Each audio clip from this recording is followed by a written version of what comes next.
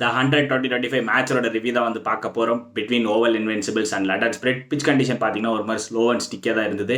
Toss win பண்ண London spirit பார்த்தீங்கன்னா first batting choose பண்ணியிருந்தாங்க. 80 ரன்ஸுக்கு வந்து ஆல் அவுட் ஆனாங்க. அவங்களோட டீம் ஆர்டரே வந்து கொலாப்ஸ் ஆச்சு.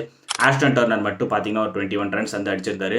தென் David Warner and captain Kane Williamson அவங்க கிட்ட வந்து நிறைய எதிர்பார்ப்பு இருந்தது. ஒரு மாதிரி டிசப்பாயின்மெண்ட் ஸ்டார்ட்னே சொல்லலாம். தென் ஓவல் இன்வென்சிபிள் பவுலிங்லேருந்து எடுத்துக்கிட்டோம்னா சாம் கரன் ஃபென்டாஸ்டிக்காக போட்டு ஒரு 3 விக்கெட்ஸ் எடுத்திருந்தாரு. எப்பவுமே 100 லீக்ல வந்து சூப்பர் பர்ஃபார்மன்ஸ் காமிச்சிருக்காரு. தென் ரஷித் கான் ஒரு நியூ ஃப்ரான்ச்சைசிஸ்க்கு வந்து விளாடுறாரு. அவர் வந்து ஒரு 3 விக்கெட்ஸ் எடுத்திருந்தார். அந்த ஒரு ஓல்டு ரஷித் கான் பவுலிங் பார்த்த மாதிரி இருந்தது. தென் ஜோர்டன் கிளார்க் அவரும் பார்த்தீங்கன்னா ஒரு 2 விக்கெட்ஸ் எடுத்திருந்தாரு. So fantastic bowling from Oval Invincibles. So Oval Invincibles chase பண்ண வரப்போ பார்த்தீங்கன்னா அவங்களும் வந்து ஒரு மாதிரி ஸ்லோவாக தான் வந்து ஸ்டார்ட் பண்ணியிருந்தாங்க.